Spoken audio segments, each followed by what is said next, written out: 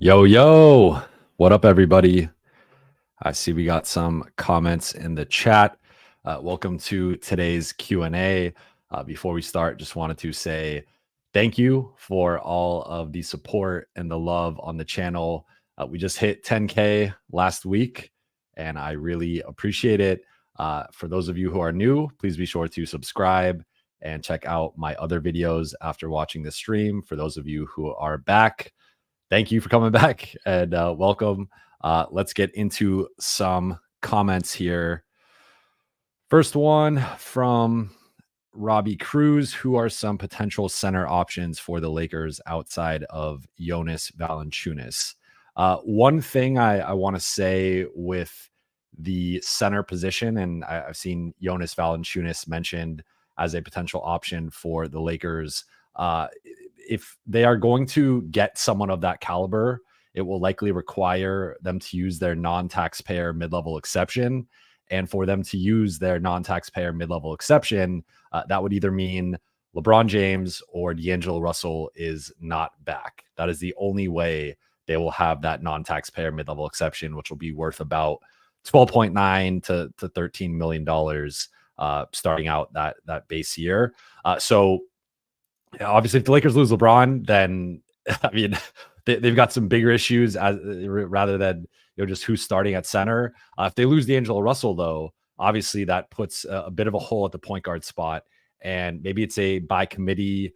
Austin takes on more of the offensive burden. You start Gabe Vincent and can get him more involved offensively, and maybe see some of the Miami stuff from Gabe that we've seen previously, and maybe JHS takes a step as like a backup point guard, and you can kind of get by with those guys filling the void. And maybe you sign a backup point guard for like the minimum. But if the Lakers, one, have this available, that means it is LeBron or D'Lo is gone.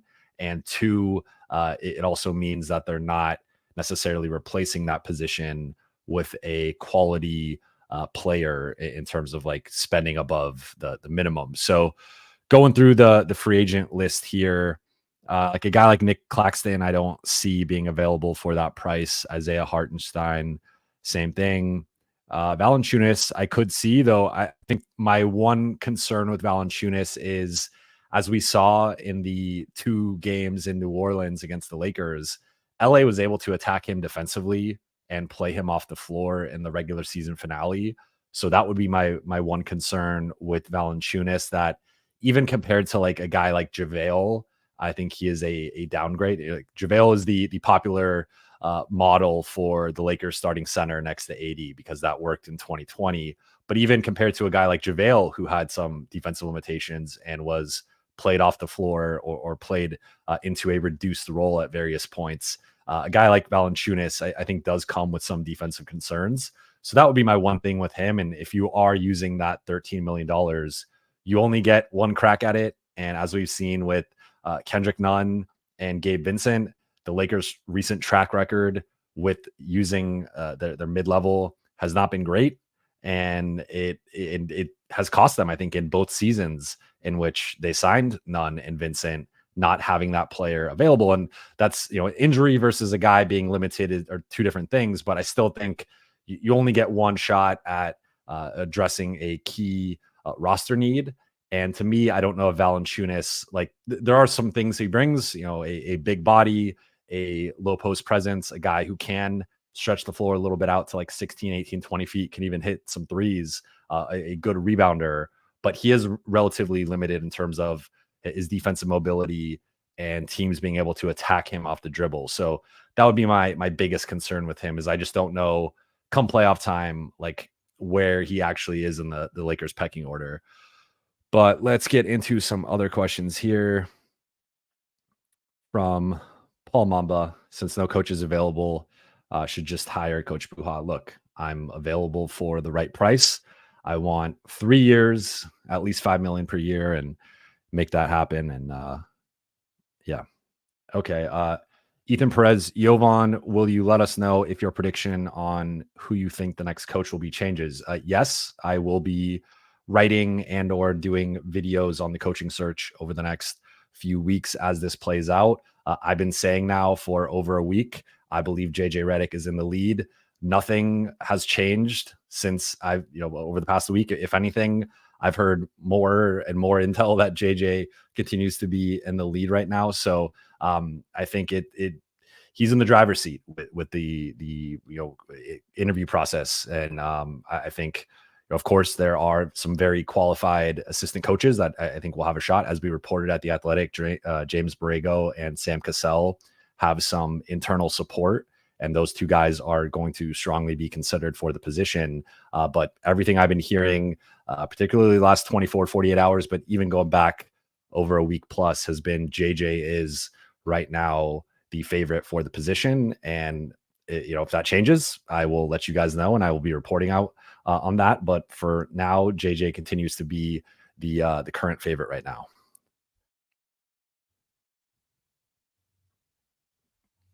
Good question from Tim Moreno. Are any of the current coaching candidates realistic to be offered an assistant role underneath Redick as the head coach? Not that I've heard of. It doesn't mean it won't happen. The Lakers had previously looked at Terry Stotts as potentially an offensive coordinator.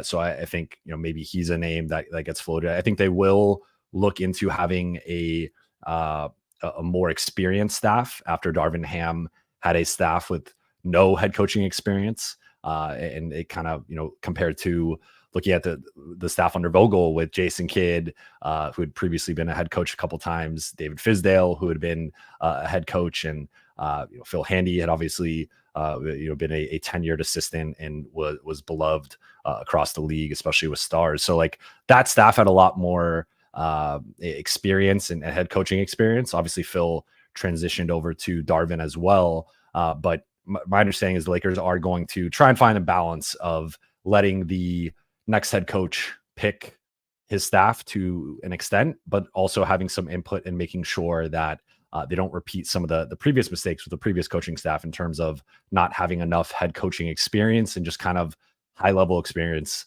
overall. And if they pick JJ and he ends up being the next coach, I think that's really going to matter, right? Because you have a guy who's stepping in for the first time. He's been a player for 15 years. He's remained around the game the last few years. So like, I don't think it's as big of a transition as people are making it out to be. It's certainly a big transition. I'm not trying to downplay that, but like, I think giving him the right support though, and the right level of assistance and experience, I think that will go a long ways. Question from Aman Brar, 1992. Jovan, a prediction: when will the Lakers hire their next head coach? Pre-finals, during the finals, after the finals? I think they'll make the decision before the finals, but if it does end up being JJ Redick, and this is something I've started to see trickle out today, I talked about it on my channel. One of the potential complications is that he is under contract with ESPN through the finals. He is on the lead broadcast team alongside Mike Breen and Doris Burke. And depending on the timing of the finals and how everything plays out, like that could be around like a week before the draft when the finals end, and the Lakers want someone in place by the draft. So even if they wait till game 7 of the finals, I don't remember the exact date, like that's a pretty short window to get a coach acclimated right before the draft, right before free agency. So I think they'd like to have that process in place before then. Now, if the situation just plays out where JJ has to do maybe they hire him beforehand, but he has to do the rest of the finals and the playoffs with ESPN. Like maybe that's some sort of compromise there. But that's one of the things that is the only potential. And I don't think it's, to be clear, I don't think it's a complication that would prevent him from getting the job. Like if he wants the job and the Lakers want to hire him, like they will figure it out. It's just a matter of like the timing of officially announcing it, officially having him on board. And is it, maybe he's hired right before the finals, then he just does the finals and he's maybe flying back and forth between LA, or at least having communications with Rob Pelinka and the rest of the front office. Like there are a lot of different ways it could play out. But in terms of my intel, that's kind of been one potential complication, is just the timing with JJ in particular. Obviously, anyone else, it's going to come down to, if it's Sam Cassell, he's an assistant with Boston right now. They already lost Charles Lee to the Charlotte Hornets. Some of these other assistants, be it Micah Nori, David Adelman, they're potentially coaching into the conference finals. So depending on who they hire, there could be a bit of a complication in terms of, does that coach leave during the playoffs? Do they leave during a series? Or do they have to kind of stick it out with that team and then join the Lakers a little bit later in the process. But in terms, I think JJ is more the one where with the finals, it could get a little tricky, but we'll see how it all plays out. But I suspect they'll have their choice well before the finals. It's just a matter of, again, kind of figuring out the timing. Question from Quality Moment TV. What's the cap space look like if D'Lo opts out? There is no cap space if D'Lo opts out. The Lakers will have their non-taxpayer mid-level exception, which will be about $13 million annually. So they could sign something like 3 years, 39 million, 4 years, 52 million, somewhere in that range. But there will not be the only way they're going to have cap space is if LeBron and D'Lo leave. Like if LeBron leaves, they might have a little bit of cap space, but we're talking like potentially 15 million, and that's not getting you much. And there's also some complications in terms of their roster holds and empty roster charges. And I could do if you guys want me to do a cap breakdown or have someone on to do a cap breakdown, I can do that. I think that would be a good Buha's Block episode. But essentially, unless LeBron and D'Lo leave, they're not going to realistically have cap space. And even in that case, they're not going to have more than like 20 to 30 million. And you're not replacing LeBron James and D'Angelo Russell for 20 to 30 million, especially with this current free agency market. So I think the Lakers are going to try and obviously keep keep at least LeBron. D'Lo, I think it'll come down to the price and the market, and if they're able to, what he decides, does he opt in, does he opt out? But if D'Lo does leave, they will have the $13 million non-taxpayer MLE, and that's again about $13 million a year for about 3 or 4 years, depending on how long they want to sign a player to. Typically, they've done about 3-year deals, so that would be my expectation. Question from Robert Gonzalez. What's Tyus Jones' market looking like in free agency? Does he stay in DC? Not asking for the Lakers specifically, although he would be nice, but just in general. I haven't had much, I haven't heard much on Tyus Jones with the Lakers. I mean, I'm pretty tapped in on Lakers stuff and trying to track all that stuff. It is a little bit premature for the free agency, especially with LA. Like they are dealing with a coaching search. They have the draft. Potential draft day trades or trades post-draft, like right before LeBron has to make his player option decision. So I haven't heard a lot in free agency in terms of actual like candidates yet. I've heard more like player archetypes. I think if D'Angelo walks and the Lakers want to replace him with a point guard, Tyus Jones would be a realistic option. I think that non-taxpayer MLE is a fair price. Like maybe Washington or another team is willing to pay him a little bit more, but I think that's pretty close to market value for him. So I think he would be a realistic option as a D'Lo replacement around that $13 million a year. I think the Lakers need much more help in the front court, particularly on the wing. And in terms of big men that can either play next to Anthony Davis or back up Anthony Davis. So I think those are the two positional archetypes that they're really going to be looking for in free agency and on the trade market, aside from a Donovan Mitchell, a Trae Young, some of these starrier names. Ethan Perez, how long do you anticipate the head coaching search taking? Again, I think it's going to be it's May 15th. I think it's going to be at least a couple more weeks, but probably into like early to mid June. That would be my guess. Because again, some of these guys are in playoff series and they're doing their due diligence. There's no rush. And if JJ is the favorite and if JJ is the choice, then he might not even be able to join the team until like mid June to the week before the draft. So my understanding is it is going to take a little bit of time. They're going to be conducting interviews starting this week, next week, the week after, and kind of going through that process and then whittling it down to a few candidates, and then from there making the continuing to make cuts and ultimately settling on their next coach.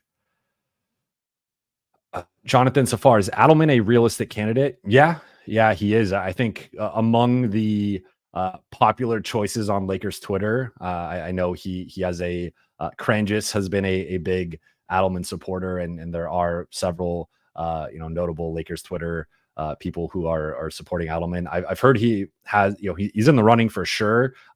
My understanding, as we reported, Redick, Borrego, and Cassell would be the 3 names that are ahead of him. but I think right now it's likely between him and Chris Quinn in terms of who is the fourth spot in the current pecking order. But a lot of this stuff will be determined by the interview process and how these guys answer the questions and how prepared they are. And we reported like the Lakers are, they tend to overcorrect off of their previous coach. And one thing they're really looking for is a coach who is super prepared and organized and disciplined, and some of the traits that they did not feel like Darvin Ham had. And they want a guy who's a grinder, a guy who's going to work really, really hard. And they're also looking for someone who can help not only in the short term, but in the long term. And like that was the original vision with Darvin, was they knew inexperience was going to be a factor just because it was his first head coaching gig, despite being an assistant for over a decade. But they wanted him to help shepherd the end of the LeBron AD era and then be the long-term answer at the coaching position. That obviously did not play out. But now they are looking for that type of guy. And then be it, again, Redick, Cassell, or Borrego, or one of these other assistants that have become popular on Twitter, like they're looking for someone who can help both in the short term, but also grow with the franchise and become their Steve Kerr, their Eric Spoelstra, that type of coach who's going to be there 8, 10, 12 years. So that they're trying to weigh both the short and long-term outlook with this coaching position. And I think that you're going to see that reflected in the interview process. And depending on the answers and how this all goes, we'll see who they end up choosing. Although, again, I think it's likely going to be JJ.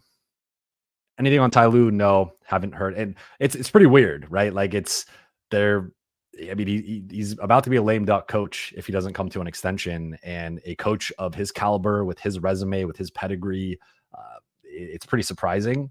And I suspect that this is just a stalemate, and he and the Clippers will come to some sort of extension. I don't see Steve Ballmer letting Ty Lue go across the hall and join the Lakers, join LeBron, and potentially help the Lakers get over that hump and make the finals, win a championship, whatever. Like that would be the worst case scenario for the Clippers. And I think there's been enough bad blood between the two sides that I just don't necessarily see that happening.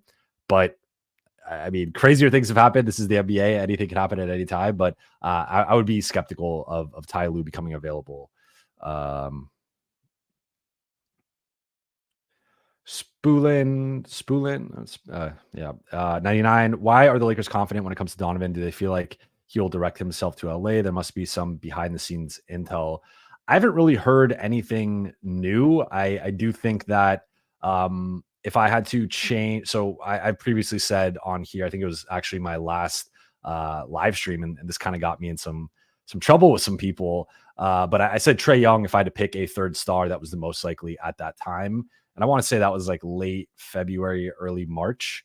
It's been a minute since my last live stream. But I said Trae Young was the most likely of the star group to potentially be the Lakers' third star. I would change that answer now to Donovan Mitchell. I think there's been several things that have changed, but you have a lot of uncertainty in Atlanta right now in terms of if it's going to be Trae Young or DeJounte Murray being moved. There's a chance that they just keep Trae and end up flipping DeJounte. His contract is more manageable and palatable across the league. He's making less money, and I mean, they had more success with DeJounte last year. So now with them getting the number one pick, with Trae switching from Clutch Sports to CAA, I think that's something that we can't overlook either.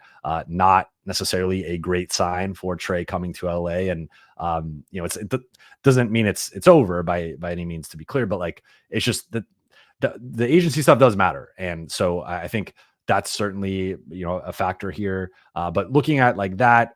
Looking at Kyrie and Dallas now potentially making the conference finals, depending on how the rest of that series plays out. I believe Donovan has become the new front runner. Also, like the Knicks have gone in a different direction where now Jalen Brunson has become that dude. He's been playing like a top 10 player for a lot of the season, but like he's really showed that at the playoff level. So I don't think Jalen Brunson and Donovan Mitchell make sense as a backcourt. And then it really leaves just the Nets. But Lakers versus Nets, like Nets probably have more overall in terms of like they have all the picks from the Suns, and they have some stuff to throw at the Cavs that I think if you're comparing packages, like you could kind of make the case either way. But I think the Lakers 2029 and 2031 draft picks are very, very valuable. I think there are a lot of people who are skeptical of what state the Lakers will be in at the end of the decade.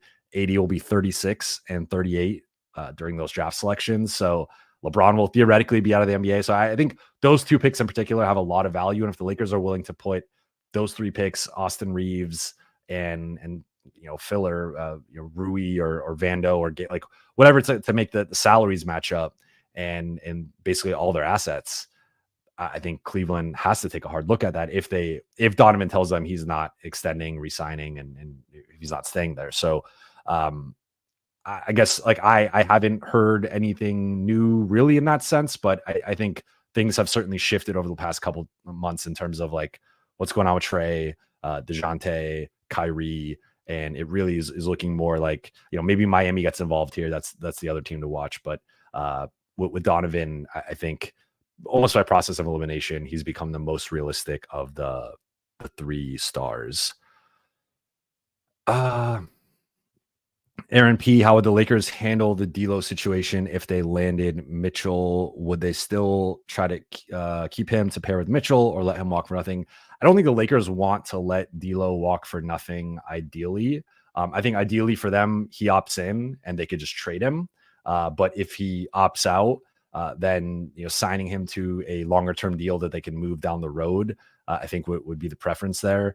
But him walking for nothing, like there's not much upside in that, because again, as I've mentioned on here, earlier in the stream, at that point you just have the non-taxpayer mid-level exception. So you're signing a $13 million player who's almost certainly going to be worse than D'Lo, even if D'Lo comes with some playoff complications. So I think in the case that they do make a move for D'Lo, for Donovan Mitchell, I don't think they'd want to have a D'Lo Donovan Mitchell backcourt. That's a pretty bad backcourt defensively, and it comes with some of the similar problems to a D'Lo Austin backcourt in terms of both guys being at their best with the ball in their hands and it not being the cleanest fit. So and then that's to say nothing of like LeBron and AD also being 1 and 2 in the pecking order and them needing the ball a certain amount. So I think at that point, like the Lakers would, again, it really depends on what is happening with D'Lo in terms of opting in versus opting out. Most of the signs are pointing to him opting out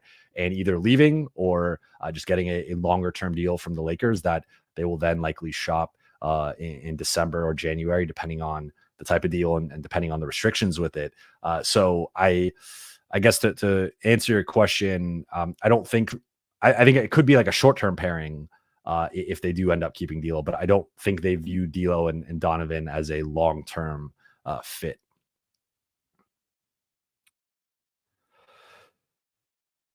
Robert Gonzalez, Lakers should just sign Sean Davis to a 5-year deal for $50 million. You know what? It's not a bad idea, although I'll throw my name in the ring.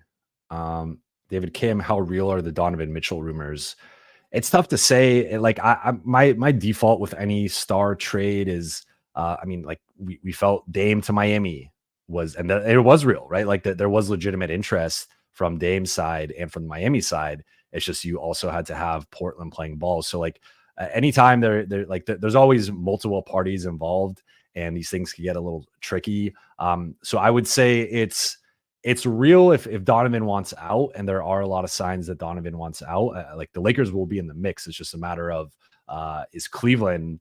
Like, remember, there's some history here with Dan Gilbert and LeBron, and things seem to be in a much better place. He came back a second time. They won a championship. LeBron was just there in Cleveland, sitting courtside, in part thanks to Dan Gilbert. Like, he helped set that up, and he let him know he was coming, and he let the Lakers know he was coming as well. So, like, I think that the relationship is in a much better place, but I don't. There's still something about like Dan Gilbert setting Donovan Mitchell to the Lakers. Remember, he was also one of the owners who spoke out about the Chris Paul trade to New Orleans in 2011, and he was very vocal, against that. So like, think like times change, people evolve, and I'm not saying it's impossible, but but now I think the one thing in the Lakers' favor is like, if you're trading Donovan Mitchell, you probably want to send him west, right? Like you don't want to send him to Brooklyn or New York. And those are now teams you have to compete with if you're the Cavs. And maybe you're still trying to be competitive with Darius Garland and Evan Mobley and Jared Allen, maybe you're not doing a full rebuild or a tear down. So if you are trying to remain competitive in the East and you're saying like we're going to try and get a package that we can remain competitive, like obviously if Mikal Bridges is in the trade, then I think that's a potential X factor. But if you're the Nets, you're probably wanting to keep Mikal Bridges and pair him with Donovan Mitchell and then take that leap next season. So I think like it's real within, as far as like, if there's several things that have to go in the Lakers' favor for it to be like really real, but it does look like Donovan is potentially going to want out. And then once he potentially wants out, the Lakers will be in that list of teams interested in him. And I think in the list of realistic, places that he could land, it's just a matter of ultimately the final trade package offer. Like, does Miami get involved? What are they willing to offer? Are they willing to throw in Tyler Hero? Like, there are a lot of different things that can kind of swing this. But the Lakers, I believe, will be on the short list for Donovan Mitchell. And if you consider that real, then, or, if you consider that distinction making it real, then I guess it's real in that case. Dave S., how realistic is a sign-in trade, including D'Lo to the Bulls for DeMar DeRozan? If you're the Bulls, if you have Caruso and Kobe White, I don't necessarily see the need. And if you still have Zach LaVine, I don't really see the appeal for D'Lo. Like maybe they can expand that to like a 3-team trade. And I don't remember the restrictions with a sign-in trade and a 3-team deal, but I would say that's probably unrealistic.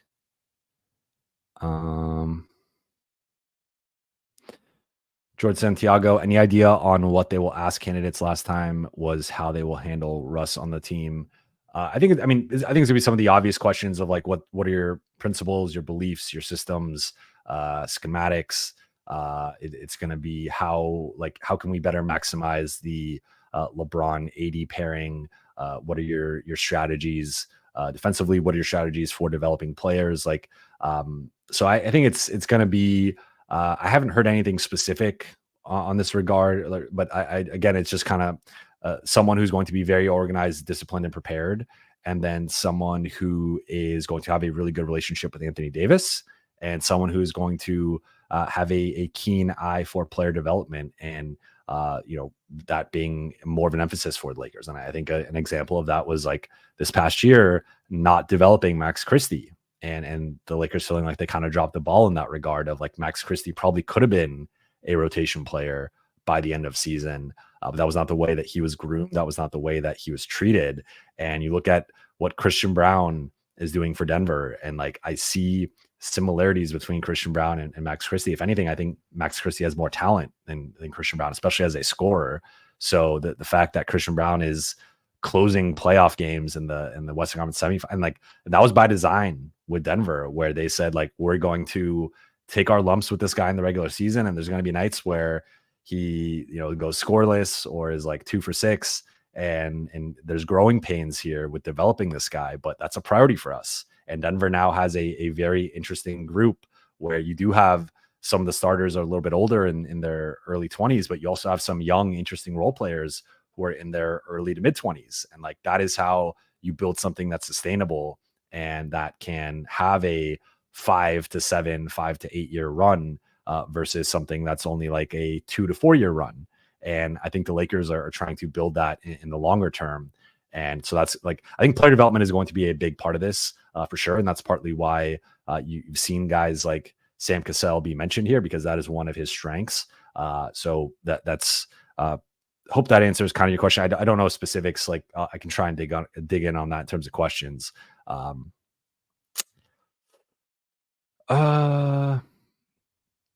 Freddie Lopez, thoughts on Drake versus Kendrick beef? Keep up the good work, bro.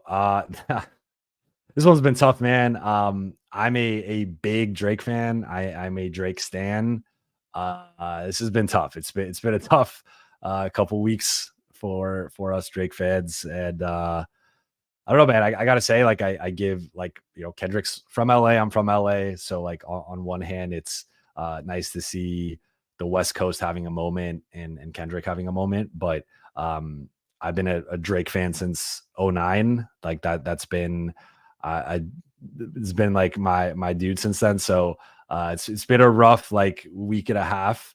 especially in LA, just walking down the street or driving and you just hear Not Like Us playing, everyone having their windows down and played it. So like, it's been a rough week and a half, but like, I will say, Kendrick's up. Kendrick, I mean, if it's over, Kendrick won. I think it might have been a little bit closer than people have made it out to be. I think Family Matters is right there with basically any other song you want to pit it up against. But in terms of strategy, I think Kendrick won with the strategy, and I think he outwitted him with the drop of Meet the Grams, and then hitting back with Not Like Us, and really.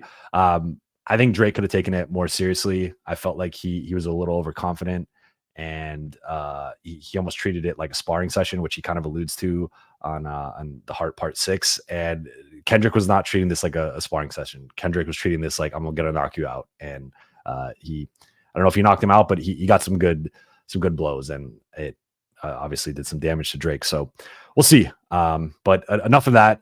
I don't want to, but that's a little bit of a peek behind the curtain on the beef. I can talk about it more if you guys are interested.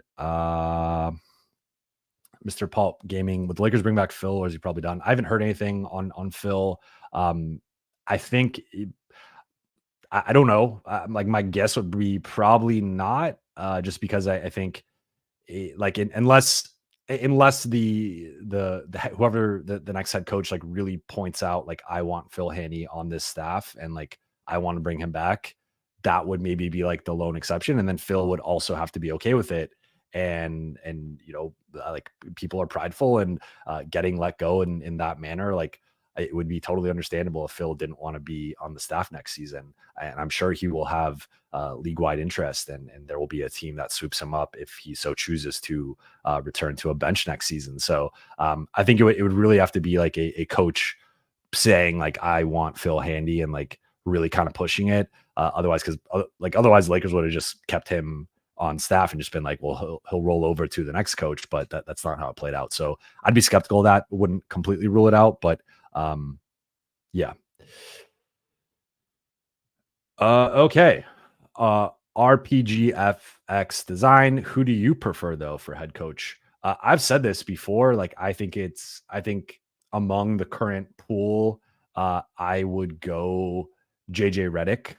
And I know it's a very polarizing topic. It's a very divisive answer, but for me, it kind of like, I think like, I'll just be honest. Like, I think JJ is just incredibly smart and incredibly, well-spoken, and just knows how to communicate at a high level. And I think those are two aspects that, and that's not to take away from any of the other candidates. And obviously, some of these guys have been assistants for over a decade. In the case of a Sam Cassell, he played 15 years in the league, has been an assistant for 15 years, has coached under Flip Saunders and Doc Rivers, and now Joe Mazzulla. So like he's won championships as a player. And like, so that's not a knock on anybody else, but I think to me, JJ screams elite coaching prospect. And I know I'm not the only one that feels that. I know there are people with the Lakers that feel that. I know that there are people around the league that feel that.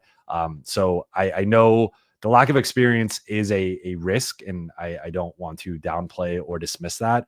But I personally will be very surprised if JJ Redick does not end up being a good coach. Like, it just seems to me like he just checks the boxes on paper. And now again, checking the boxes on paper doesn't mean he's going to be a good coach. He could be a bad coach. And for every Steve Kerr, there's a Steve Nash, right? And so just because you make that transition without any coaching experience at the NBA level doesn't mean you're going to succeed. For every like you could go down the list of like, there's a reason why we could point out Doc Rivers and Steve Kerr as like two exceptions. And there's been other people who have made the transition from the booth to coaching, and it hasn't gone as well. I just think every time I hear JJ talk about basketball, I learn something new. I feel like he has the right approach. I more often than not agree with his takes. And again, just because you have good opinions or smart opinions doesn't mean that you're going to be a good head coach. But I also think people are overlooking the fact that like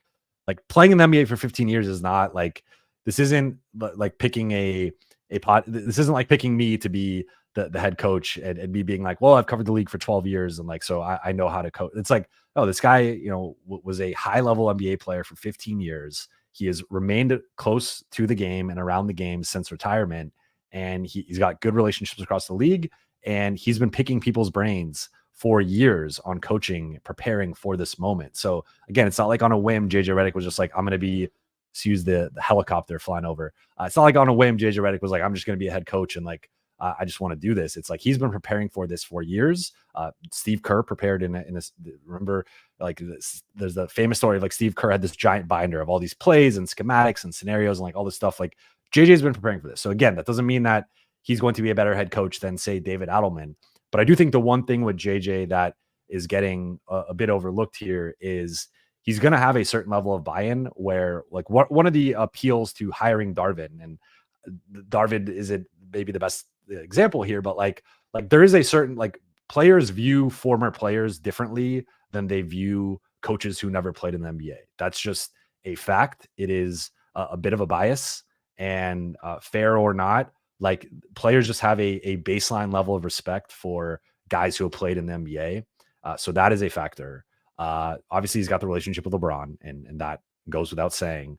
But three, as JJ says on his podcast, and like I think it's pretty clear based on a lot of people not liking him for his personality, like he's got some shit to him. He's a fiery guy. He's competitive, and again, that's not to say any of these other guys aren't. But I don't like it in the way that the last season went with Frank Vogel, and the way that the last season went with with Darvin Ham. I don't see, like JJ might just not be a good coach, and there might be other issues with him, but I don't see him losing a locker room in the way of like him being too nice or him not communicating well with players. Like I think he's going to be a direct communicator. I think he's going to call out stars. I think he's going to hold people's feet to the fire.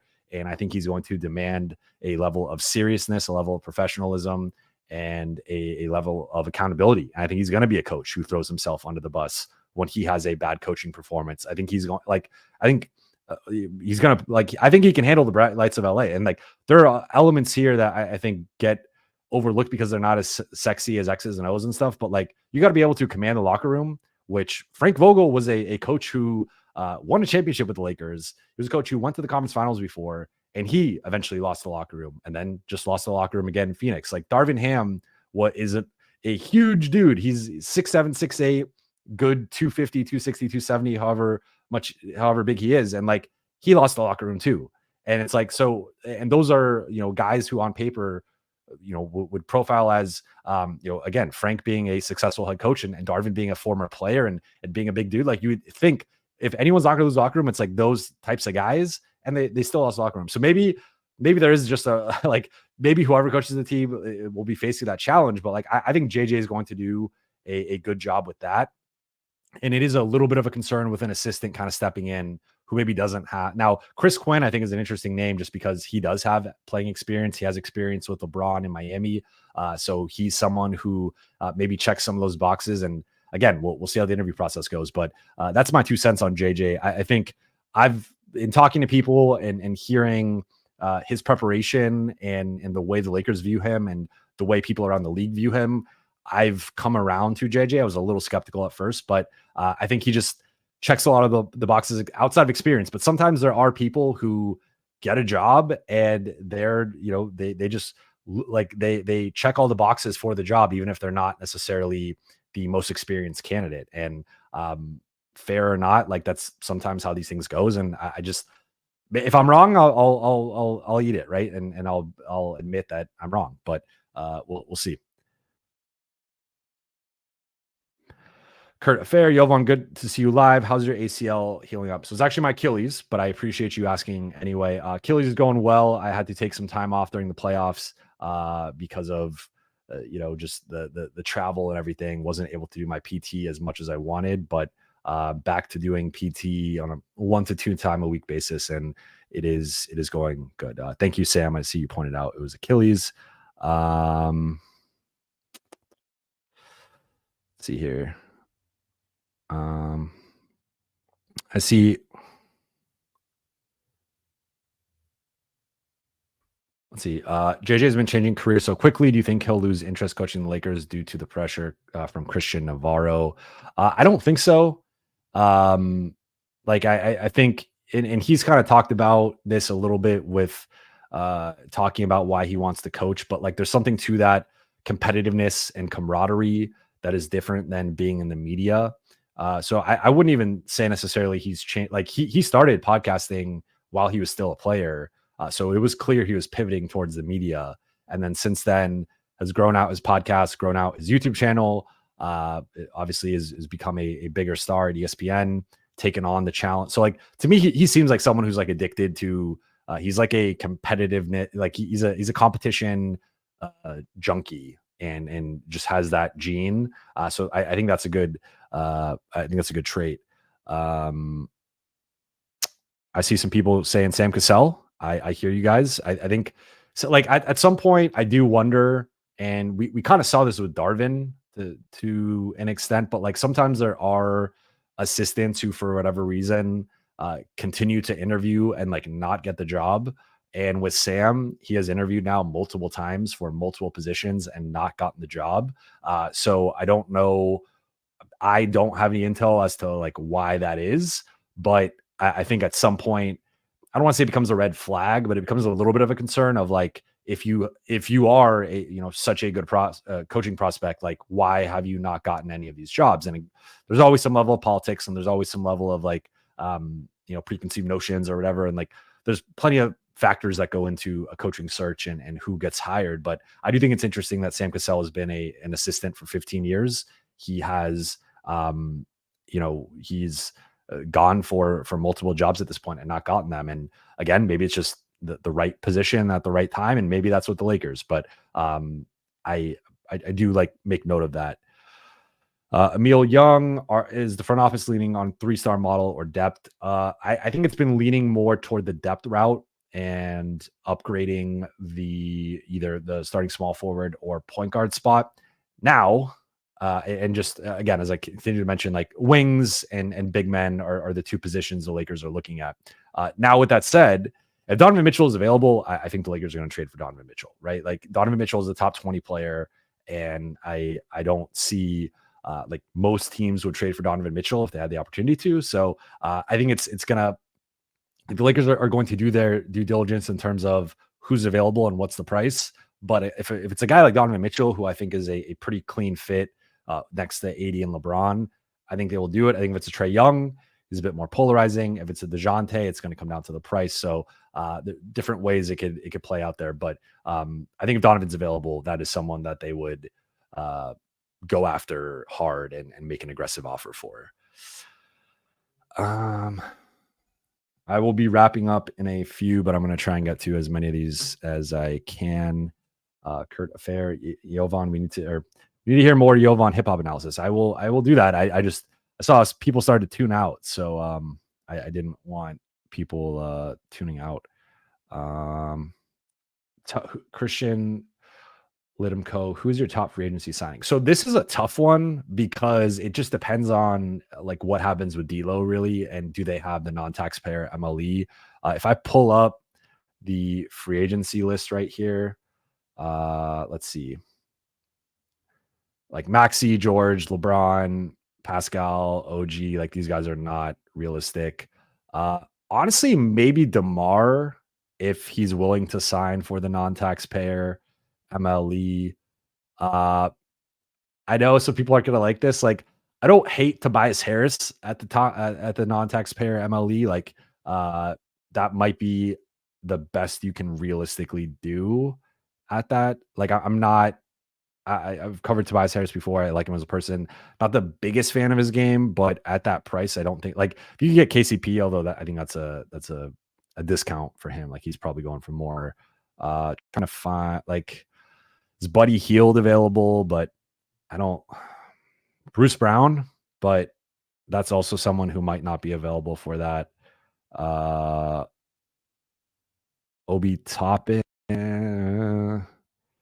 It gets real. Like then we're now getting into the Kyle Anderson, Gary Trent. I like Gary Trent, but like Spencer Dinwiddie, Isaac Okoro, Caleb Martin's an interesting one too. I like Caleb Martin, Derek Jones Jr. And you also don't have to spend your full non-taxpayer MLE on one of these guys, D'Anthony Melton. So Drummond, Patrick Williams, although he's restricted. Uh, yeah, I mean, there's some guys, but I don't. It's going to be an interesting free agent market because there are several teams with cap space, and there's not a lot of players worthy of cap space. So there's probably going to be some guys that get overpaid. Uh, Khalid Awadala, do the Lakers think Ty Lue is realistic? No, but there's a little bit of hope. And until the Clipper situation, like that's been I talked about it yesterday on Anthony Oren's show, where like part of the reason why Lakers have been a little slow in this process has been holding out some modicum of hope that Ty Lue becomes available. And if he does, he immediately vaults to number one on the coaching list. Jeremy Krim, hey Yovan, what do you think of DeMar DeRozan being added in free agency? I'm like that's probably the best player they can realistically get with the non-taxpayer MLE, assuming he'd be willing to take that discount. I like it. Like I think DeMar would fit. I do think there's a little bit of a defensive concern of like if you're going AD, LeBron, DeMar, Austin, I almost think you need to go bigger and go with like a big wing. And maybe that's Vando. Maybe it's Rui, but like a Rui, DeMar, Austin backcourt, or I mean, just trio, like defensively, the perimeter defense is going to be a bit shaky there. So my one concern with DeMar is it almost makes you have to lean defense in that fifth spot. And the Lakers potentially have a couple options there in Jared Vanderbilt, Gabe Vincent, and Max Christie if they retain him. But I think it kind of like it can work. I'm not saying it won't work. I do think like I'd ideally like the Lakers if they're building the team around LeBron, AD, and Austin. Those are the two spots you need a certain level of defense that DeMar just doesn't provide. Now, obviously, he's going to provide a lot more offense, and maybe you just insert Vando and there's some more balance there. But he also doesn't shoot a lot of threes, so that there's potentially some spacing concerns. But again, for $13 million, you can't really nitpick. And I think DeMar is overqualified for that non-taxpayer MLE anyway. So I think you take it and you figure it out. Corey Williams, how do you think CP3 will fit as a backup and also to potentially meant? I think he'd be a great fit. The Lakers were considering making him their starting point guard last year before he ended up getting traded to Golden State. There had been interest in signing him to likely a minimum contract. So obviously he's got the relationship with LeBron. New Orleans fans never got to see he and AD. They just missed each other. But yeah, I think that would be I thought he was solid, all things considered, for Golden State, and in a backup role as something like a 15 to 20 minute a night guy, maybe 25 to 30 in the playoffs if it's the right matchup. I like that.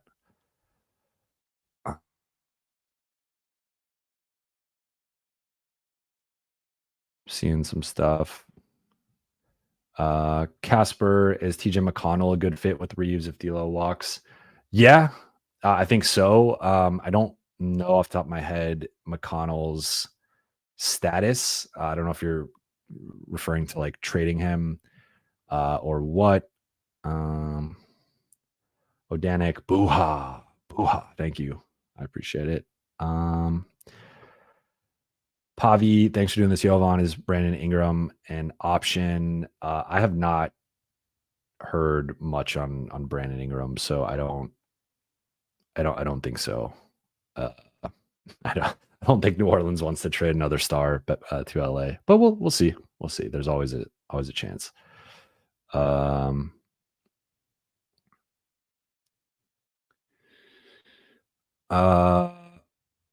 RV14, what's the possibility of JV Bickerstaff being in the head coach market if Cavs lose tonight, and how high would he be on your tier as a possible Lakers head coach? I think he'd be in the mix. I don't know.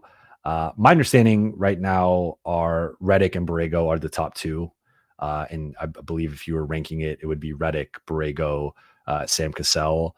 And then, as I mentioned earlier, probably Adelman or Quinn battling for that number 4 spot. So I think Bickerstaff would be in the mix. I don't know how high. I would guess he's probably not in the top 3. and that top three is pretty solidified. And then maybe he's battling for number four, but I don't think like get it. Like I don't think while he's got the pedigree obviously with his dad, and I think he's done a solid job all things considered in Cleveland. I don't know him getting fired. Like I don't think he's going to be necessarily like a hot commodity on the coaching market. So I don't necessarily see that.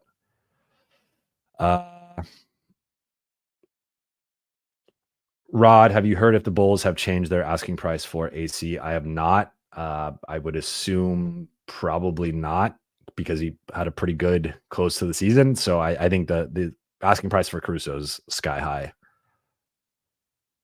Ice cold Ace. JJ knows playboard, X's and O's. JJ doesn't know how to manage coaching stuff. So I mean that's a fair counterpoint. And I think you, like, to be clear, I don't think there's a perfect candidate, and I think you can poke holes at like James Borrego.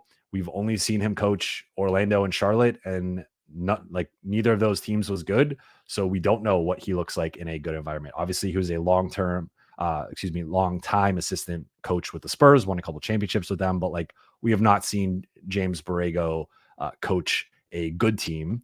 And we've also not seen James Borrego in a high profile situation. He's been in San Antonio, Orlando, and New Orleans. And it's like, those are all small market teams with low pressure from a media and attention standpoint. Sam Cassell, again, as I mentioned earlier, has been a longtime assistant, has had a bunch of head coaching interviews and opportunities he's gone after and not landed any of them. I haven't heard as much recently, but like when he was with the Clippers and I was covering the Clippers, like a big thing was like his player development, and that was like his strength, which is an important thing. But that those types of coaches tend to be better for like younger teams and getting like a team from like the 13 seed to like the 9 seed and like get them in the play-in tournament. And I could see Sam Cassell maybe excelling more in like that role than some of these assistants, where they have a lot of assistant coaching experience, but like, can they command a locker room? Can they like, one thing that on paper Darvin was supposed to be good at was like handling the press, handling the media, answering questions in press conferences. And like, he ultimately struggled in that, and he said the wrong things a lot of times. And like, and Darvin was a pretty friendly guy and extroverted and like really nice, good personality. And yet that didn't always translate in press conferences. So like, there's just a lot of factors that go into finding a head coach. That's why, and look, experience, I'm not trying to like downplay or dismiss experience. I just think with JJ, he checks a lot of the boxes other than experience. And that is a huge box. And that is a box that could swing and ultimately determine how good of a coach he is. But if you put the right coaches around him, I think there's a chance that they could help ease him into the position. Brian Gershow, how much leverage would Mitchell have if he wants to play for the Lakers? Not a lot, because he's still under contract. He's still got a year left in Cleveland, and then has a player option for the following year. So if he is threatening to opt out after next year, like he certainly has a modicum of leverage. Like there's a baseline level of leverage that he has, but the Cavs there's going to be multiple suitors, and there's going to be multiple teams that talk themselves into having a shot to retain him. I guess the one way he would have some leverage here is if he just outright says, he's not going to say it publicly, but like behind the scenes, if he says, I'm only playing for the Lakers, and like that's one way. But outside of that, like Brooklyn and Miami, maybe there's another team that steps in. Like they're going to talk themselves into, if we get him here, he'll be interested in resigning. Like we're New York, we're Miami. Like we can convince him to stay. So I think he has some leverage in terms of like stars always have a leverage of, these are the 3 to 5 teams I want to play for,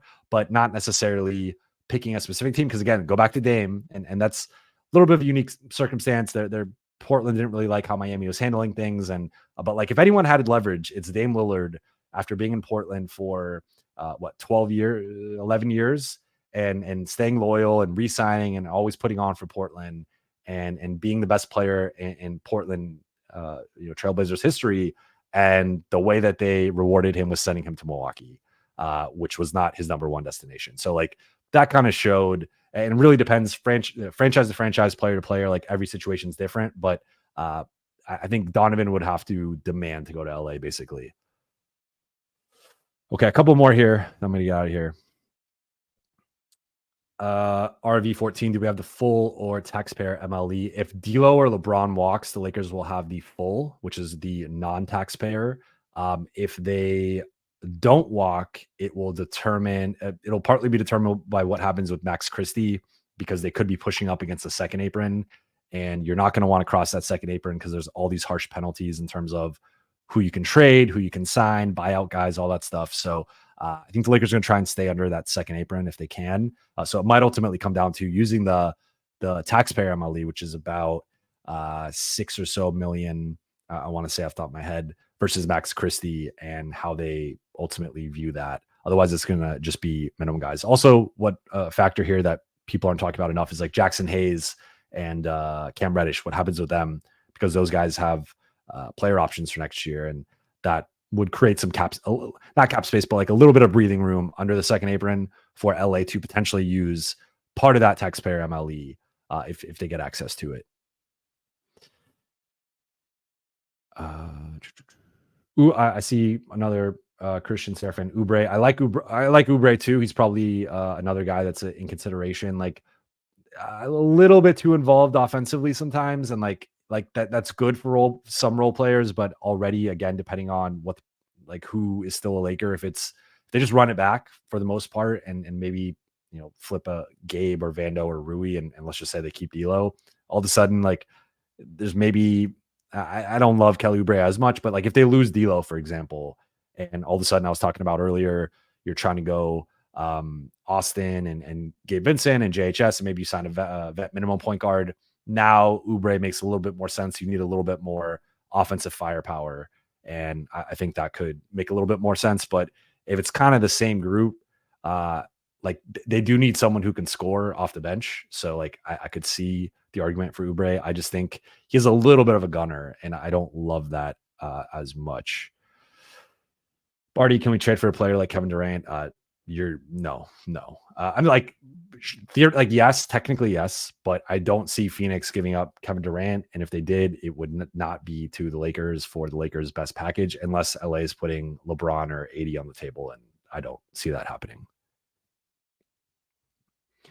Gustavo Costa, Lakers more likely to draft Bronny on first round or hope to draft him in second round? I think the hope is to draft him in the second round, but Bronny's stock, I mean, he just won player of the game for the game he played today at the Combine, and like obviously came in a bit smaller than people were anticipating in terms of his height, but his 40.5-inch vert, good long arms, good frame, 210 pounds. I think he said all the right things for the most part. So I think Bronny's stock is starting to creep up a little bit now, whether that's from like undrafted to middle second round, or whether that's like mid to late second round to like early second round, or even potentially late first round. Like we'll see how that continues to develop over the next, I mean, we got like 5 weeks till the draft. So we got or almost 6, like we got a bit of time for his stuff, and he's got to go through interviews with teams, and he's got to go through individual and group workouts with teams. So like there's still a lot of time for Bronny's stock to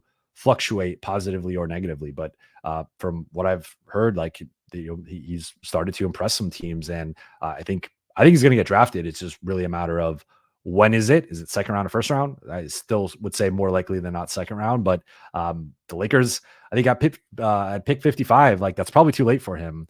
So Lakers will, if they want him, will probably have to buy a second round pick or make a trade rather to get him. Okay, a couple more. Rez, what do you think of Mikal Bridges? Mikal Bridges to me is the best third star option, and he's kind of a hybrid in between. Like he's a 3-and-D wing who has some star capabilities, some star traits. Outside of maybe Donovan Mitchell, in terms of like realistic players who could be on the market, I think Mikal Bridges is as good of a fit, if not, like to me, if he could come in, be a little bit more of like that third guy rather than being the go-to guy in Brooklyn, I think that's like a perfect role for him. He's a really good defender. He's a solid 3-point shooter. I think he'd fit well next to like he's a souped up 3-and-D player, and that's the exact type of guy that the Lakers need. I'm seeing a lot of Caruso questions. Like it's possible. It's just like he's very valuable, and I don't like the Lakers would have to give up at least 1 first round pick, if not 2. and that's just it's a high price. Uh, um, just someone passing by. If you had to use the full MLE on a player, who would it be? A point guard, a wing, or a center? I would use it on wing. I like point guard. I know I'm talking about D'Lo replacements, but like I think if D'Lo walks, you just figure it out. Point guard by committee, Austin, Gabe, JHS, and like a minimum guy. And you also have LeBron, obviously, who's going to do some level of ball handling. But like I think you kind of patch it together and figure it out. The Lakers got to stop signing these small guards. So to me, it's if you want to sign a small guard, use a vet minimum contract. But if you're going, like I think you go for the best wing possible, be it DeMar, Gary Trent, Bruce Brown, Kelly Oubre, like those are Patrick Williams. Those are some of the names that could be available in that price range. And like, I think you go for one of those guys, and then you look at center spot, and maybe you split it between a wing and a big. But I think Lakers need to invest more on the wing and at the center spot, just because they've signed too many small guards. And I mean, aside from those guys dealing with injuries, it's just like from a roster makeup, I don't think they've invested enough on the wings and in the front court.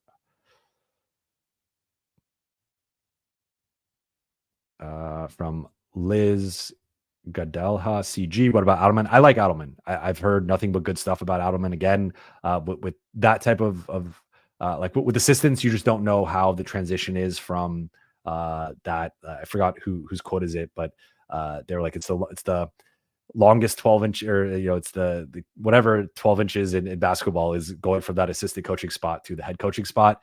And innuendos aside, like that, it's just it's a big difference. So even if you are one of those assistant coaches who is like more involved, and you will occasionally pull guys aside, or like in the film room, stop a film session, or in the locker room, you'll give a speech or something. It's different doing it as an assistant compared to doing it as a head coach. So my one thing with Adelman and any of these guys is as an assistant is like, how do you get buy-in and maintain buy-in and command the locker room? And like commanding the locker room isn't just as simple as being stern and like yelling at guys or like holding guys accountable. It's like you have to somehow get them to respect you. And I think again with former players, and like I do think that's not going to be a struggle for JJ. And that now there are other things that could be a struggle for him that again don't render him necessarily the best option. I'm just saying, like with some of these assistants being the lead guy, it's just different. So that's my one kind of concern. But from an X's and O's perspective, from an offensive perspective, he clearly seems to be at the top of the pack, and that should not be dismissed. I think Adelman should probably be taken more seriously than maybe he has been up to this point. But yeah.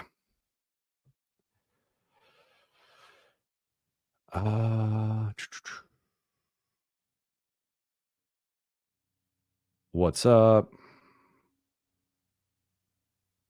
I'm seeing okay.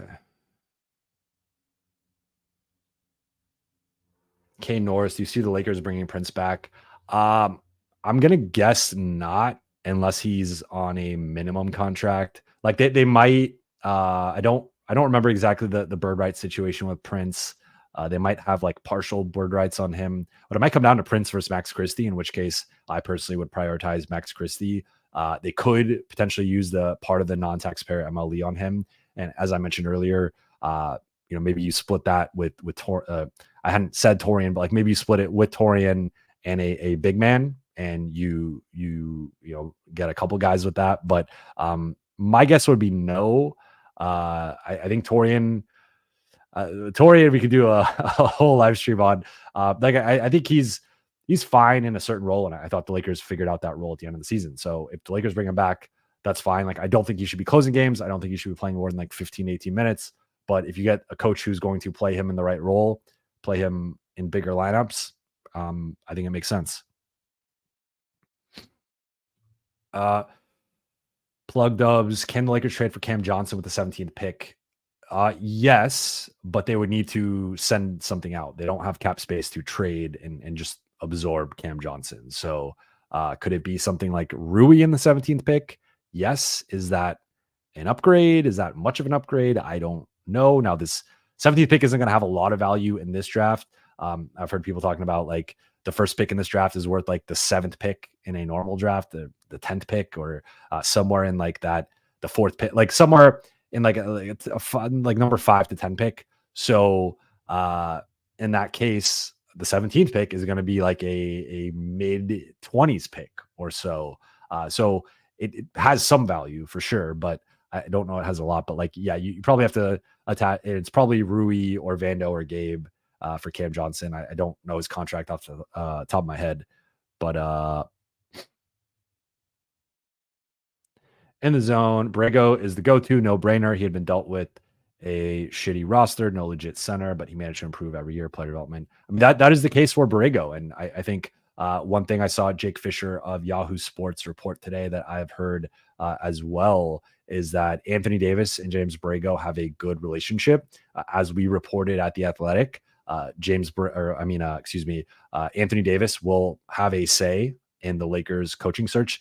The Lakers are not prioritizing Anthony Davis over LeBron James, but they are thinking about AD and what he wants and what's the best fit for him during the search. So that is, I think, an area like that is a plus in the Borrego column. Now, again, I believe JJ is a bit ahead of Borrego right now, but that could change in the interview process. And again, if AD really leverages his support behind Borrego, that's something that the Lakers will certainly factor in.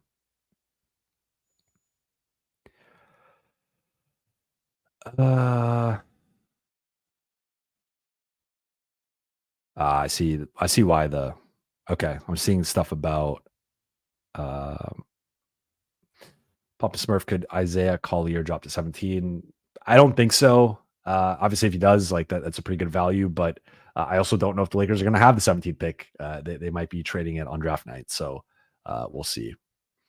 Seeing Cam Johnson. No new news on training staff or front office. Okay. Dark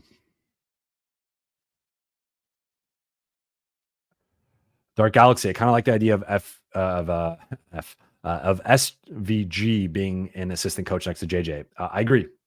I like that too. I would like that a lot. A lot of Borrego. Here, I'll close on this one from Sam Davison. Do you think the trade will be on draft night?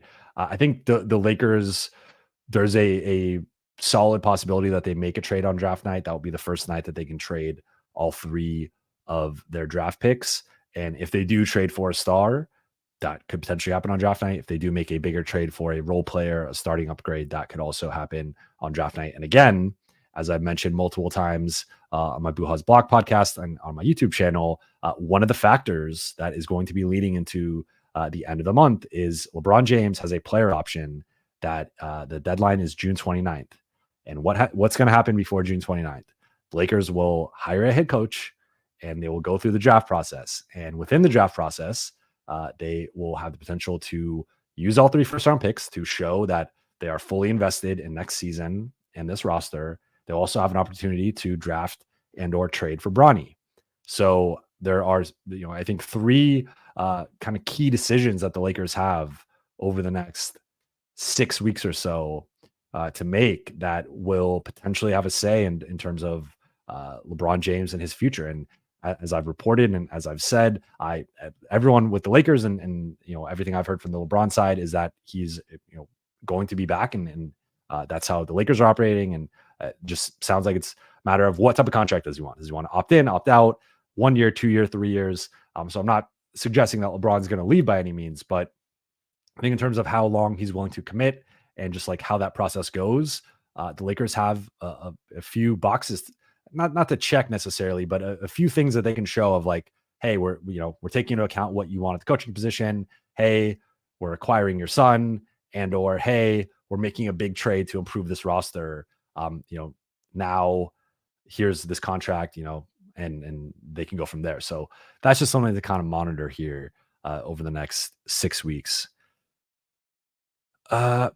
Choco Thunder, Pelicans still haven't decided on the first round pick, so we don't know yet, but it sounds like it's going to be Lakers will keep the 2024 pick.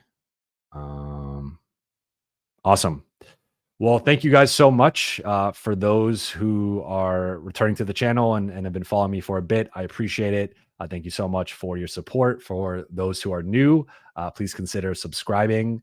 And I'm doing podcasts twice a week, Buha's Block on all audio platforms and on YouTube.